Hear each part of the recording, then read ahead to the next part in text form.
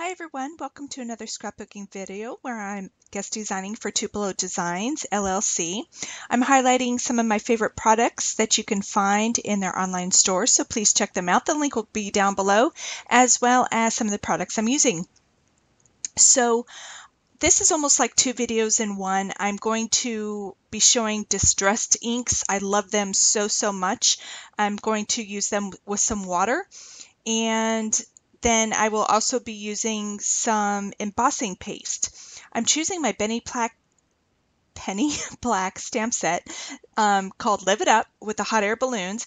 What I love about using stamps that you can fill in, you can color them with watercolors, with colored pencils, watercolor pencils, Copic markers, or you can just stamp over a solid surface like patterned paper or solid cardstock or even like glitter paper, but I'm choosing to use Distress inks. The colors that I'm going to use first are Picked Raspberry, Peacock Feathers, Dusty Concord, and then the next color combination I'm going to use to the side of this is going to be Barn Door, Mustard Seed, and Spice Marmalade. So I just decided to use a water bottle and spritz my paper. This is not watercolor paper, this is just regular paper. And then I take my ink pads and I just put them on a stamping block. If you don't have a stamping block, that is fine. You can use a styrofoam plate, you can use plastic packaging, a plastic bag, a Ziploc baggie, doesn't matter. So you just simply invert the stamp down onto your surface and wiggle around a little bit, and then I just added some water on my brush, and I'm putting it over now onto the wet cardstock. I'm just kind of placing it, but the neat thing about it, the wetter your paper, the more the colors are going to move. The drier your paper, the less they're going to move. So it's up to you how you want this look.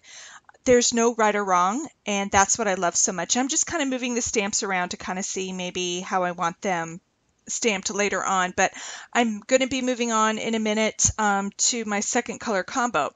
What I wanted to say though is as these colors dry, as your paper dries, or once it's dry, if you want a certain area to have a little more purple or a little more pink, once it's dry, use the same technique, go over it where you want it darker, and it'll turn out wonderful. Also with these distress inks, once your watercolor paper is dry, if you want blotches of color kind of removed, take a wet paintbrush and splatter it on top of the dried watercolor, and when those droplets dry, it becomes lighter and it gives it a really cool texture look to it. It's just really fun. There's so many different ways to use these products, and I'm not even going to lie, at first with mixed media, I was really intimidated because I'm like, I know nothing about this. I don't know how to use them.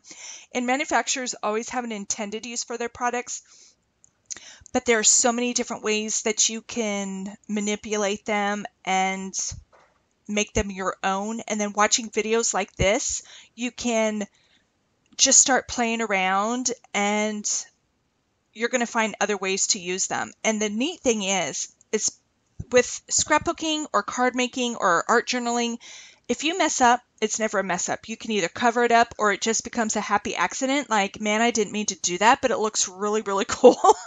And then it becomes a new technique. So, you know, there's no right or wrong with art. And that's why I love this so much. There's not as much thinking, and you can just kind of, there's no rules. You can just kind of do what you want. I'm a registered nurse and I have to constantly think and evaluate, and I honestly start off with it sometimes with my scrapbooking and I struggle a little bit, but then once I just let go and just relax a little bit, then ideas start flowing and I just start creating. So this is how I chose to use this stamp set. I did not choose to color it in on its own, and that's why I love this look so much. Now with this watercolor look on the cardstock, you can use that for so many different things. If you're a scrapbooker, you can use it you can cut it up and then use it for layering pieces as kind of like a pattern paper background.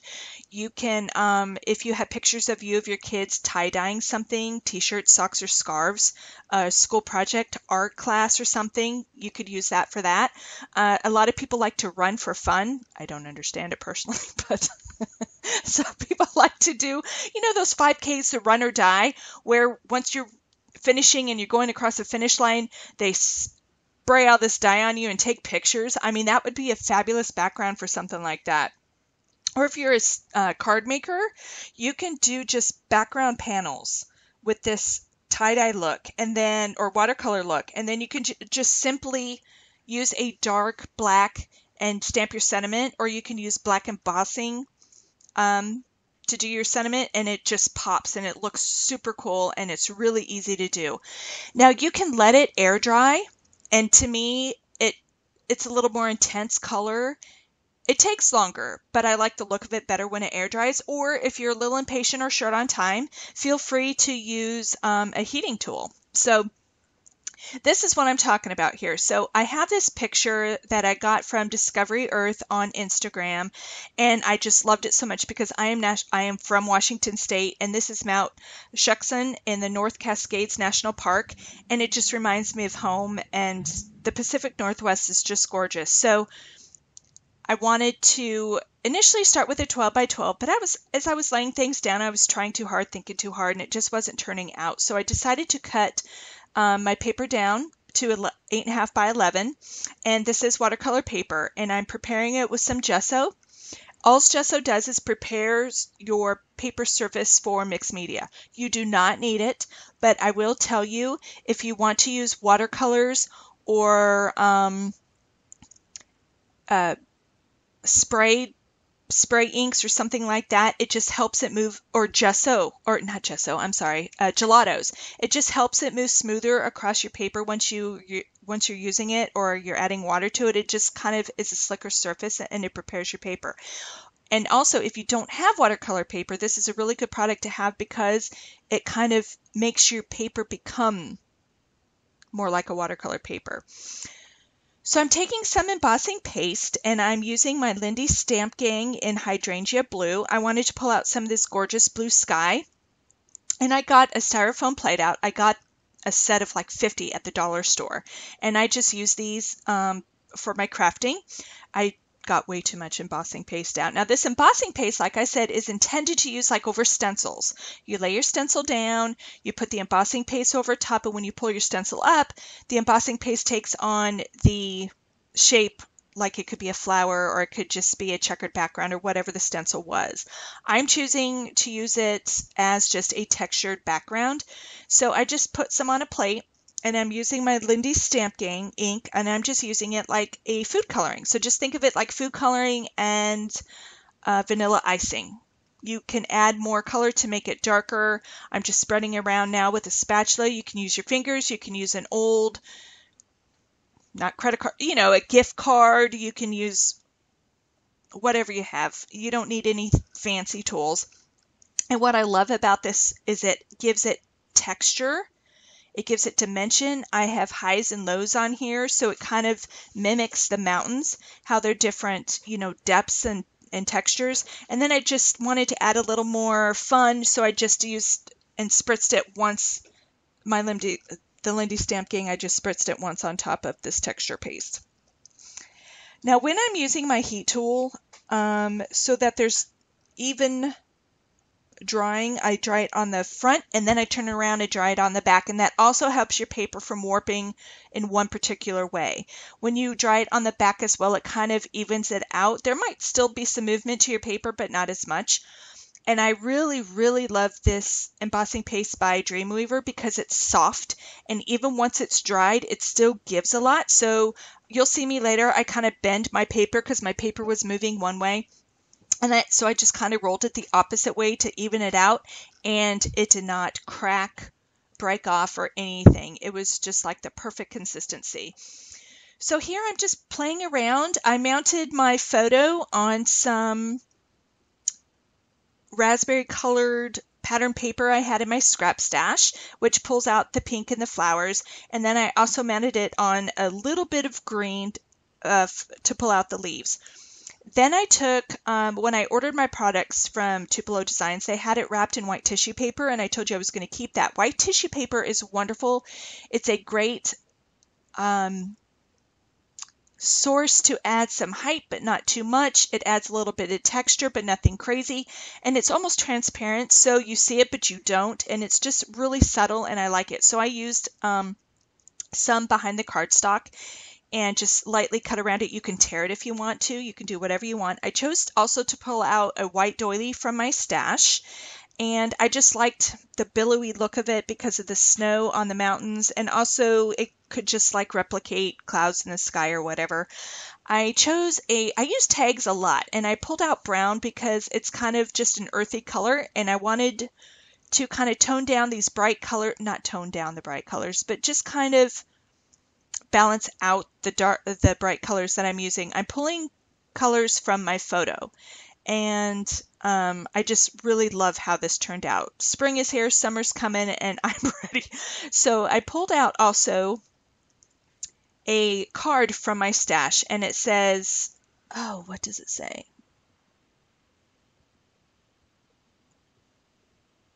Things that matter most, or this is what matters most, something like that. I really love the pink, and I really love the saying, but it was super short to where not a lot of the pink was showing. And when I pulled it up so more pink would show, the title went underneath. So I just simply cut the card in half. So that's another trick you can use, especially when you're layering with different things. You can make it look extended just by cutting it in half. No one's going to see the cut because there's other things on top of it. And it just looks like it belongs there. So I'm bringing in my hot air balloons now. And this one I am mounting with my Scotch 3D foam adhesive. You could not take this adhesive away from me. It adds dimension to your page. It lifts things up. A lot of times I use it behind my photos. I'll have my layering elements flat and then I'll pop my photo up. And just having different dimensions, whether it's card making or art journaling or on your scrapbook, it just brings so much interest to it. I love it so, so much. I knew I wanted to use, in my stash I had a title and it says bloom, and I thought it was perfect for this picture. But it's in different shades of yellow, and I didn't really have any other yellow around. So I just took some yellow scrap paper I had on my desk from a 6x6 paper pad, and I'm mounting it there behind my other layers. And that's just going to tie in the color combinations. And then later on, I choose to use another hot air balloon that has yellows and oranges that you saw in the very beginning of my photo. So titles you don't have to have a title when you scrapbook. Sometimes it could be 1 or 2 words, it could be a phrase. Everybody's different. I love using different size of letters when I do a title, or some will be flat stickers and some are what we call thickers in the scrapbooking world, where it's a sticker but it's thicker. So where it's higher up off the page. And I just think it's fun and adds a neat element. I'm getting to use some stickers from my stash. This one is a heart and it has yellow roses and with green leaves in the background, so I thought that was really appropriate with this outdoorsy look. And then I'm just pulling some stickers from my stash that are simple phrases like beautiful, sunshine, pretty, what was the other one? We'll see it. We'll see it at the end when I hold it up. But I really like adding a little bit of dark. Again, it helps to balance out the bright colors. And this cute little deer, it is a pink gingham deer, which is adorable. But when I saw it, I'm like, how am I going to use a pink gingham deer? But it just worked out so perfect. I came across it on my desk and I'm like, wow, the colors match. It's an outdoor picture. Deers, you know, you're going to see deer in the mountains. So I just thought it was perfect to add, and I just love it so much. Here's where I'm adding another hot air balloon. And there's no hot air balloons in my picture, but you know, it's an outdoor element and it's just freeing and light, and I just love it so much. I wanted to distress the edges of my paper, so I'm just using my little tiny scissors, and I'm just going up and down my paper, and it's just a subtle bit more texture. It kind of mimics the texture on that embossing paste in my background. And I debated on using a little bit of ink color on a sponge to swab around on top of that around the edges, but I chose not to. I'm just leaving it white.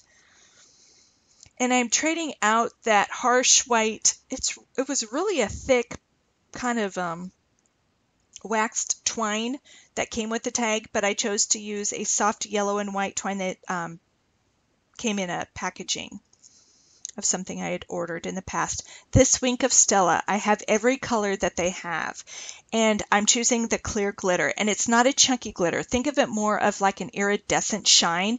I'm putting it over the hot air balloons. I'm highlighting the rest of my little title and that little bit of yellow cardstock. I always do it over paper flowers. If I have ephemera flowers or hearts or something, it just adds a little bit of shimmer. Oh, and it's so pretty. And when you hold it up, I tried to look in the pictures in the beginning. I tried to get some side angles so you could kind of see how that looks. It's very subtle, but it's gorgeous. And it just really makes things pop without making it obvious. And I'm just simply writing down where this picture is taken. If you have never been to the Pacific Northwest, you really need to go. Oregon and Washington, Montana, Idaho, it's just so beautiful and gorgeous. I'm kind of looking at it now, and I'm wanting a little bit more of a darker element, but just something subtle.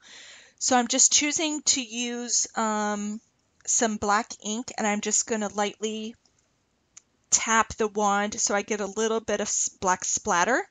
It's not going to be too much, but it's going to pull in those little letter or those word phrases I used. And it's going to bring out some of the darker hues in the photograph. I hope you love this page as much as I do. Please don't be afraid to use mixed media. Just jump in and play. There's so many videos on YouTube that can show you different ways to use it. And like I said, just by playing and goofing up, you will come up with some wonderful ways to use your products. So please rate, comment, and subscribe. Go check out Tupelo Designs LL Inc., their online store. Fabulous products, quick service, fabulous customer service. They're wonderful there. Great prices too. So thank you for joining me, and I'll see you on the next video. Take care. Bye.